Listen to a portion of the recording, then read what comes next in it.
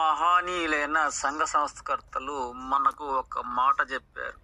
అదేమంటే, ఉన్నవాడిని కొట్టు, లేనివాడికి పెట్టు అన్నారు. ఇది గొప్ప మాటే.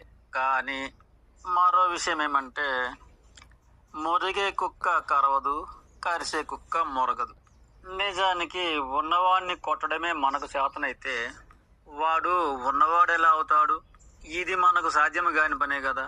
అసలు వాడు ఉన్నవాడు ఎలా అయ్యాడు? వాడు మనలా మాట్లాడకుండానే లేని వాళ్ళందరినీ కొట్టుకుంటూ పక్కన పెట్టుకుంటూ ఆ విధంగా వాడు ఉన్నవాడయ్యాడు.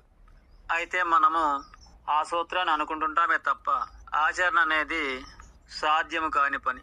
కానీ వాడు ఆ సూత్రాన్ని బయటికి అనకుండానే కన్నపడ్డ ప్రతి పేదవారిని కూడా కొట్టుకుంటుంటాడు. వాడు ఉన్నవాడు కావడానికి కారణం వాడికున్న 2 చేతులే, మనకున్న 2 చేతులే. ఆ 2 చేతులు సరిపోయిన సంపదే మనము సంపాదిస్తాం కదా. కానీ మన అందరి చేతులు కూడా సంపాదించే సంపదనంతా కూడా వాడు లాగేసుకోబట్టే వాడున్నవాడయ్యాడు. ఇక మన సంపద అంతా పోగొట్టుకోబట్టే మనము లేని వాళ్ళమయ్యాం. కానీ ఈ మధ్య ఆ సూత్రం అనేది ఒక్క విషయంలో మాత్రం కొంతవరకు సాధ్యమైనట్లు అనిపించింది. అయితే మరలా అన్యాయము అనే శక్తి న్యాయము అనే ముసుగేసుకొని తిరిగి న్యాయానికే అన్యాయం చేసే ప్రయత్నం చేస్తుంది.